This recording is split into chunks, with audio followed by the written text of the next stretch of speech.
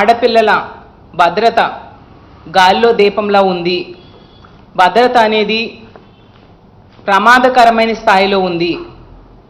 అసలు ఆడపిల్లలు బయటికి వెళ్ళాలంటే భయపడుతూ ఉన్నారు. మహిళల రక్షణ కోసం దృష్టి పెట్టండి అని మా వైఎస్ఆర్ కాంగ్రెస్ పార్టీ ముందు నుంచి కూడా చెప్తూ ఉంది.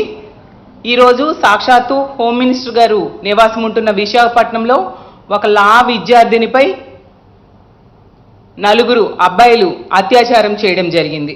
ఆ విషయం ఈరోజు వెలుగులోకి వచ్చింది. ఎంత దారుణం! రోజుకొక సంఘటనలు మనం వింటూ ఉన్నాం. గతంలో జగన్మోహన్ రెడ్డి గారు మహిళల రక్షణ కోసం ప్రవేశపెట్టిన దిశ వ్యవస్థని ఈరోజు నిర్వీర్యం చేశారు. వీళ్ళు మహిళల రక్షణ కోసం ఎటువంటి చర్యలు తీసుకోలేదు.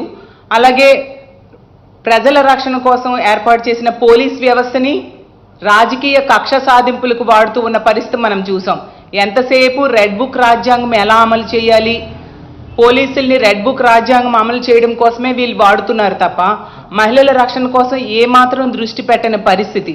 అందువల్లే ఇలా రోజుకొక సంఘటన మహిళల మీద, అమ్మాయిల మీద, మైనర్ బాలికల మీద మనం రోజు అత్యాచారాలు కానీ, హత్యలు కానీ, అఘాయిత్యాలు, లైంగిక దాడులు, వేధింపులు రోజు చూస్తూ ఉన్నాం.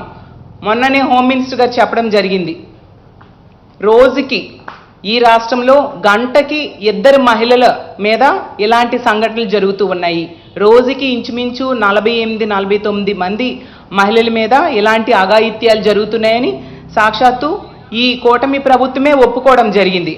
అంటే ఎంత భయానక పరిస్థితులు ఈ ఆంధ్రప్రదేశ్ రాష్ట్రంలో నెలకొని ఉన్నాయో మనం అర్థం చేసుకోవచ్చు.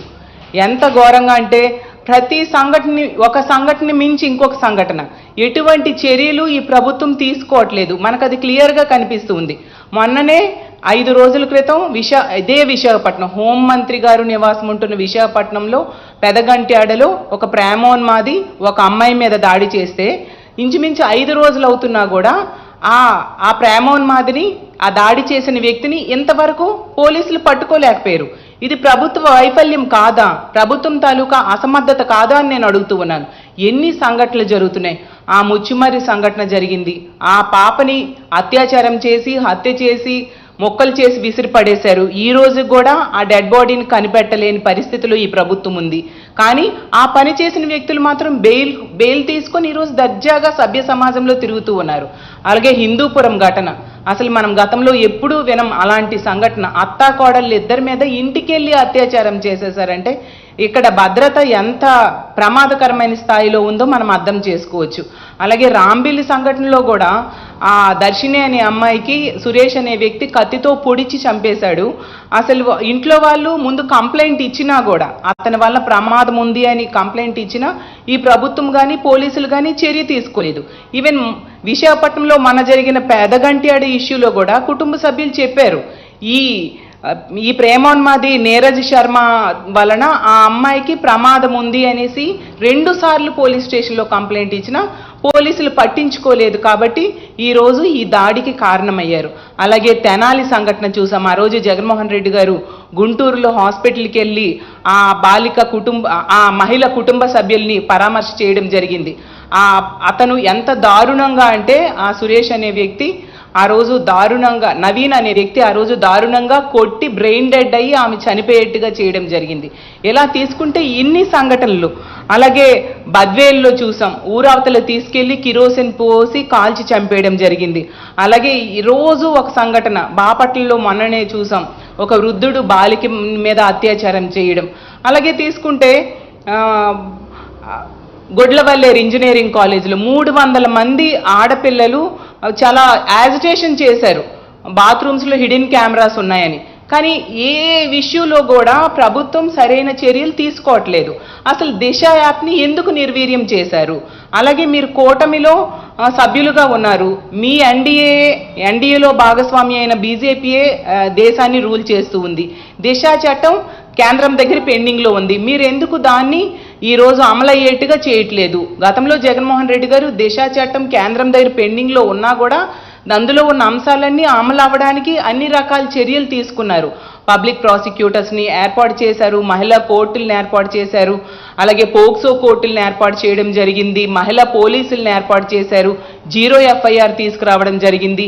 దిశ యాప్ చక్కగా పనిచేయడం కోసం 900 పైగా 2-వీలర్ వెహికల్స్ ఏర్పాటు చేయడం జరిగింది, అలాగే 160కి పైగా 4-వీలర్ వెహికల్స్ని ఏర్పాటు చేయడం జరిగింది. ఇలా అన్ని రకాలుగా మహిళా భద్రత కోసం రెగ్యులర్గా మానిటర్ చేస్తూ ఎన్నో చర్యలు తీసుకున్నారు. ఈరోజు అత్యంత నిర్లక్ష్య ధోరణి ఈ కూటమి ప్రభుత్వం మహిళల భద్రత విషయంలో చూపెడుతూ ఉన్న పరిస్థితి మనకు క్లియర్గా కనిపిస్తూ ఉంది.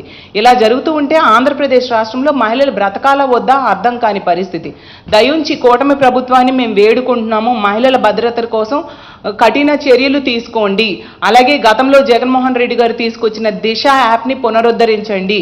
దిశ చట్టం కేంద్రం దగ్గర పెండింగ్లో ఉంది, అది అమలయ్యేట్టుగా చేయండి అని పదే పదే మేము రిక్వెస్ట్ చేస్తూ ఉన్నాము.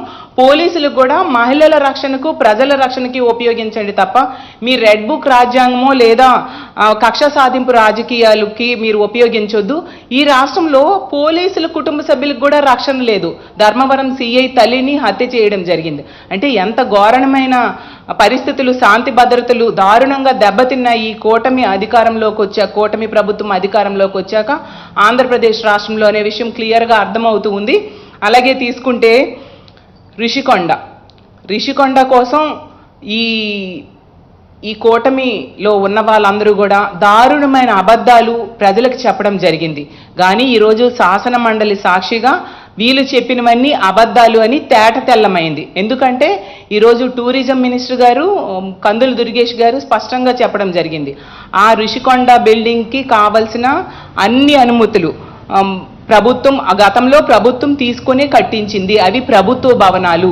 CRZ అనుమతులు తీసుకుంది, GVMC అనుమతులు తీసుకుంది, అన్ని అనుమతులు తీసుకొని కట్టించారు అనేసి సాక్షాత్తు మంత్రి గారే చెప్పారు. అంటే వీళ్ళు గతంలో ప్రచారం చేసినవి ఏ పర్మిషన్స్ లేవు అంటూ వీళ్ళు ప్రచారం చేసినవన్నీ అబద్ధమని వాళ్ళే ఒప్పుకున్నారు. అలాగే తీసుకుంటే వీళ్ళు కట్టించిన సెక్రటేరియట్ కానీ అసెంబ్లీ కానీ per square feet అరౌండ్ 12,000 లెక్క కట్టించారు. అది కూడా తాత్కాలిక భవనాలు.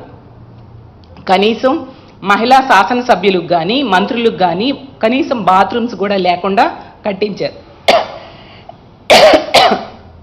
ఈరోజు వర్షం పడితే కారిపోయే స్టేజ్లో ఉంది. అలాంటి తాత్కాలిక భవనాల్ని మీరు కట్టించడం జరిగింది. కాబట్టి టూరిజం కోసం కట్టించిన రిషికొండ టూరిజం భవనాలు ప్రపంచ ప్రఖ్యాత టెక్నాలజీతో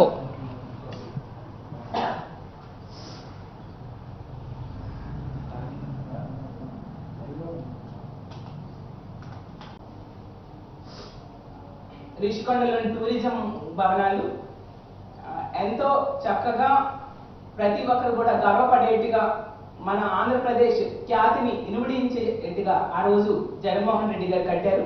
కాబట్టి ఇకనైనా అలాంటి తప్పుడు ప్రచారాలు ఆపండి.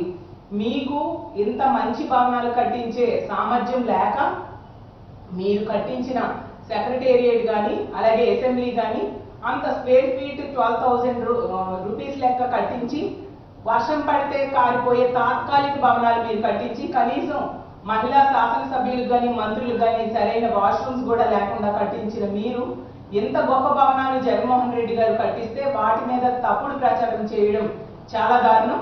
దీన్ని మేము తీవ్రంగా ఖండిస్తూ ఉన్నాము. ఇప్పటికైనా జగనన్న కట్టించిన ఆ మంచి భవనాల ఖ్యాతిని వీలైతే పొగడండి, లేకపోతే కామ్గా ఉండండి తప్ప ఇలా ప్రజల్ని తప్పుదోవ పట్టించే కార్యక్రమాలు చేయొద్దని తెలియజేసుకుంటూ, ముఖ్యంగా మహిళల భద్రతకు మీరు ఎప్పటికైనా చర్యలు తీసుకోండి అని చెప్పి మా వైఎస్ఆర్ కాంగ్రెస్ పార్టీ తరఫున డిమాండ్ చేస్తూ సెలవు తీసుకుంటాం.